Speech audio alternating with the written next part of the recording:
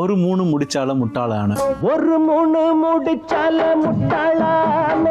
என்ன மாதிரியான பாட்டு? ஒரு வைஃப் இதுக்கு முதல்ல நான் என்ன எழுதுறேன்னா, முதல்ல இந்த பசங்க டயலாக்ல பேசுறாங்க. அண்ணா கடைக்கு போறதில்ல தெரியுமான்னு வச்சிருந்தாங்க. கடை நான் அதுக்கு நான் என்ன பண்ணேன்னா, அண்ணாட்ட முதல்ல இவனுக்கு பாடுறாங்க கோரஸ்லாம்.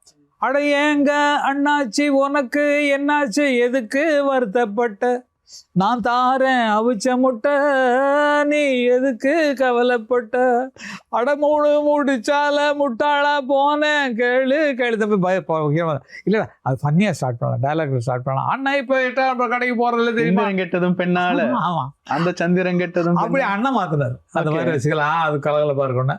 இது எம்ஜிஆர்ட்ட பாடி காட்டினான். பாடி காட்டி எது கார்ல போறேன் அவர் கூட கார்ல போனேன்னா முன்னால உட்காந்து பாட்டு பாடிட்டே தான் போவேன்.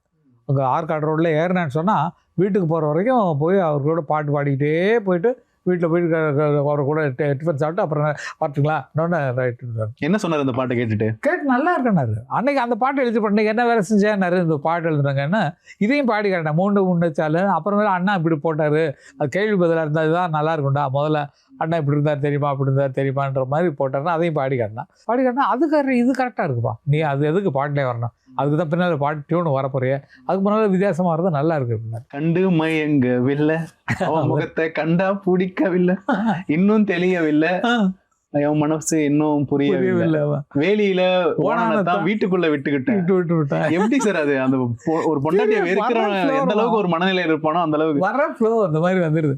நிஜமாவே அது காரணம் சொல்லவே முடியாது. அதனே வர்ற கற்பனை தானே. இதுக்கிட்ட நான் பாட்டு எழுத 10 நிமிஷம் 15 நிமிஷத்துக்கு எடுத்ததே கிடையாது.